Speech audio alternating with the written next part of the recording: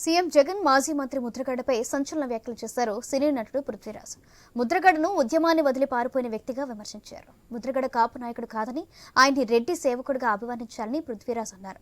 ఉత్తరాంధ్ర గోదావరి జిల్లాలో వైసీపీకి 2 లేదా 3 సీట్లు వస్తే ముద్రగడ ఇంట్లో తాను సర్వేనంటూ పనిచేస్తానని సవాల్ చేశారు. పి గన్నవరం నియోజకవర్గంలో జనసేన అభ్యర్థి గిడ్డి సత్యనారాయణకు ఎన్నికల ప్రచారం చేశారు పృథ్వీరాజ్.